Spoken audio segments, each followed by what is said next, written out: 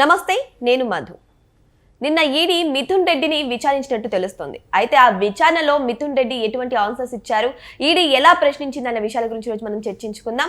ప్రస్తుతం మనతో పాటు ఉన్నారు సీనియర్ జర్నలిస్ట్ డాక్టర్ దుర్గా వర్లమాని గారు. వారిని అడిగి మరిన్ని విషయాలను తెలుసుకుందాం. నమస్కారం. అండి మేడం, నిన్న మిథున్ రెడ్డిని ఈడీ విచారించిన విషయం అందరికీ తెలిసిందే. అయితే అసలు విచారణలో ఏం జరిగింది మేడం? ఎటువంటి క్వశ్చన్స్ అడిగారు ఈడీ? అంటే నిన్న మిథున్ రెడ్డిని పిలిచారండి. ఉదయం 11ంటికి పిలిస్తే సాయంకాలం 6 గంటలకు వదిలారు. అయితే మధ్యలో భోజన విరామం తప్ప 7 గంటల పాటు ప్రశ్నించారని తెలుస్తోంది. అప్పటికీ అతను నాకు సంబంధం లేదు, నాకేం తెలియదు అన్నట్టు చెప్పినట్టు తెలుస్తోంది. కొన్ని ప్రశ్నలకు అసలు సమాధానాలు దాటవేశారని. అయితే ముఖ్యంగా మొన్న విజయసాయిరెడ్డిని ప్రశ్నించాక 7 గంటల పాటు విజయసాయిరెడ్డిని విచారించాక నిన్న మిథున్ రెడ్డిని పిలవటంలో ఈడీ సరైన నిర్ణయం తీసుకుందనమాట. అంటే ముందు 100 కోట్లు ఇచ్చానని ఏదైతే విజయసాయిరెడ్డి ఆ రోజు బయటకు వచ్చాక చెప్పారో అది మొన్న మళ్ళీ ఈడీ ప్రశ్నించే ఉంటుంది. దాని మీద నిన్నను మిథున్ రెడ్డిని ప్రశ్నించడం జరిగింది. అసలు ఎందుకు 100 కోట్లు అడిగాడు రాజకేశిరెడ్డి? మీరు డిస్టిలరీస్ అని గంపగొత్తగా మీ చేతుల్లో పెట్టేసుకున్నారా అని ప్రశ్నించింది. అసలు 100 కోట్లు ఎలా మళ్ళీ తీర్చారు అని కూడా ప్రశ్నించడం జరిగింది.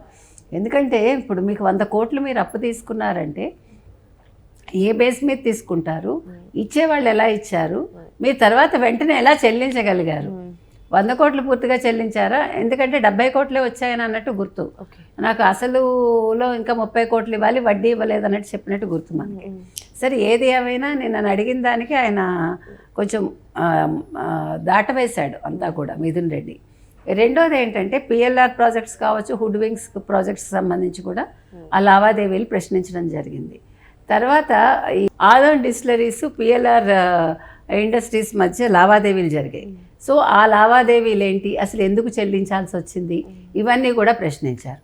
అంటే అవన్నీ కూడా వ్యాపార లావాదేవీల్లో భాగంగానే ఆ డబ్బు ట్రాన్సాక్షన్స్ జరిగాయని చెప్పాడు ఆయన.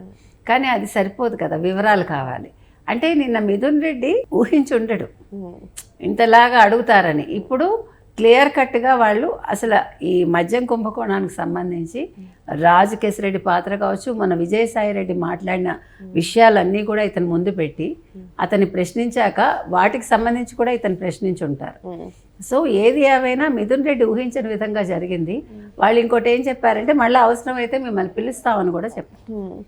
సో ఖచ్చితంగా అసలు యాక్చువల్గా నేను మిథున్ రెడ్డిని అరెస్ట్ చేస్తారేమో అని అందరం అనుకున్నాం. కానీ ఎందుకనో వదిలేశారంటే ఇంకా విచారణ చేయాల్సింది ఉంది.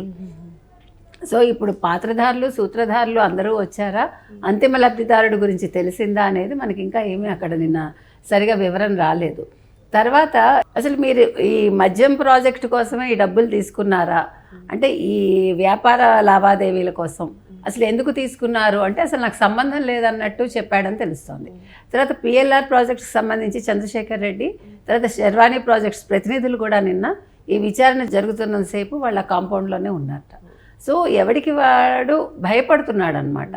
ఇప్పుడు ఇది మద్యం కుంభకోణం అనేది ఇప్పుడు ఒక కొలిక్ వచ్చిందనేది మనం తీసుకోవచ్చండి.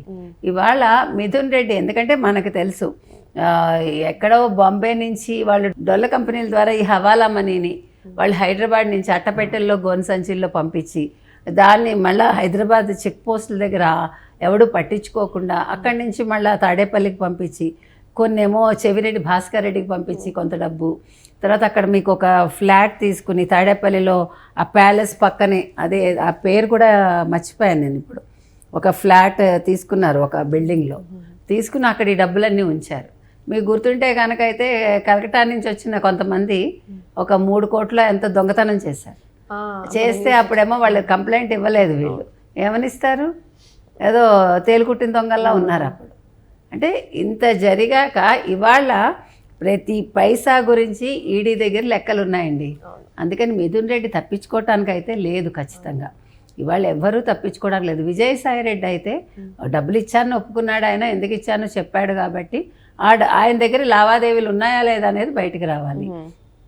అంటే మద్యం కుంభకోణంలో ఆయన అల్లుడు పాత్ర ఏంటి, ఇంకొకళ్ళ పాత్ర ఏంటి అనేది బయటికి రావాలి. ఏది ఏమైనా ఇవాళ మిథున్ రెడ్డి ఇరుక్కున్నట్టే ఒక రకంగా. కాకపోతే జగన్మోహన్ రెడ్డి పేరు చెప్పాడా లేదా, ఎందుకంటే విజయసాయిరెడ్డి లాగా తప్పించుకున్నాడా లేదు, నాకు అసలు ఏ రకంగానూ సంబంధం లేదని బుకాయించడానికి చూసాడా అనేది మనకు తెలియాలి. ఈడీ మళ్ళీ రమ్మనింది అని అంటే ఇక్కడే తెలుస్తుంది మేడం, సంతృప్తిగా లేదు మిథున్ రెడ్డి ఆన్సర్స్ తో అని చెప్పేసి. సో దీనివల్ల ఈడీకి కూడా కొంచెం డౌట్ వచ్చే ఉంటది, ఏ1 ముద్దాయి మిథున్ రెడ్డిని అని చెప్పేసి. ఏ1 అవడు, ఏ2 అవుతాడు, ఏ1 అనేది అంతిమ లబ్ధిదారుడు అవుతారు. ఓకే, కాబట్టి వాళ్ళు అసలు ఇది ఇప్పుడు 3,500 కోట్ల ముడుపుల గురించి మనం మాట్లాడాలి, కానీ అసలు మొత్తం లక్షల కోట్లు ఉండొచ్చు కదా.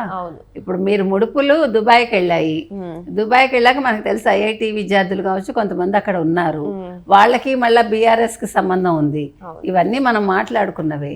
అంటే ఇవి మనం అనుకుంటున్నాం చాలా చిన్న విషయమేమో అని, కానీ అసలు ఊహిస్తే మీకు ఎలా చేశారు ఈ డిస్టిలరీస్ని ఇట్లా భయపెట్టి బాధ పెట్టి వాళ్ళని ఇబ్బంది పెట్టి మొత్తం స్పిరిట్ తోటి తయారు చేసేసి ప్రజలు 30,000 మంది చనిపోవడం జరిగింది, ఎంతో మందికి చాలా అవయవాలు దెబ్బతింటం జరిగింది. అంటే అసలు మీరు ఆలోచించండి, మేము మద్యపాన నిషేధం చేస్తామని ఒక హామీతో వచ్చి మళ్ళీ విడతల వారీగా చేస్తామని, అంటే విడతల వారీగా వీళ్ళు చేస్తామని చెప్పి ఎంత రేట్లు పెంచేసి 100ది 400కి 350కి అమ్మేసి, అది కూడా మంచి మద్యం కాకుండా జే బ్రాండ్స్ తీసుకొచ్చి అసలు నాసిరకమా అంటే జగన్ ఎంత నాసిరకం మనిషో మీకు అర్థమవుతుంది, అతని బుర్ర ఎంత నాచుపట్టుందో మీకు అర్థమవుతుంది. అంటే ఇంత సంపాదించుకున్నా ఇంకా మీకు ఆశ తీరటం లేదు, అది ప్రజల్ని దోచుకోవటం. ఓ పక్క లిక్కర్ స్కామ్ అయితే ఇంకో పక్క మీకు నెయ్యి స్కాము, ఇంకా వరుసగా స్కామ్లే కదా అన్ని వీళ్ళ హయాంలో. అక్కడ మైనింగు, ఇసుక, మట్టి, అసలు ఏది లేదు. ఓ పక్క భూములు, ఇన్ని స్కాములు చేసి ఇంత సంపాదించి ఏం చేసుకుంటాడు? కనీసం మనిషి ధైర్యంగా ప్రజల్లోకి రాడు. పాదయాత్ర, ఇంకా ఇప్పుడు పాదయాత్ర చేయను అంటున్నాడు, అంటే జైలుకి వెళ్ళొచ్చాక చేద్దామనా? జైలుకి వెళ్ళొస్తాడు ఈ 15 నెలలు, ఈసారి 16 నెలల్లో బయటకు వచ్చేస్తావా నువ్వు? ఈసారి ఖచ్చితంగా 2029 ఎలక్షన్స్ అయ్యే వరకు బయటికి రాకూడదండి. అసలు ఆ తర్వాత కూడా అతను కంటెస్ట్ చేయడానికి లేకుండా ఉండాలి. ఎందుకంటే జగన్మోహన్ రెడ్డి లాంటి వాళ్ళు రాష్ట్రానికి కాదు దేశానికే చీడ వాళ్ళు.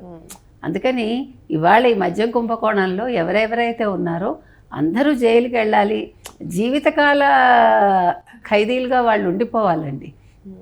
మళ్ళా ఇవన్నీ కుదరదు. ఇప్పుడు చూడండి, శశికళ 4 ఏళ్ళు జైల్లో ఉండొచ్చింది, వెళ్లే ముందు ఆవిడ జయలలిత సమాధి మీద శపథం చేసి 3 సార్లు కొట్టి ఏంటో, మళ్ళీ వచ్చాక ఎట్లా మాట్లాడుతుందో చూసారా?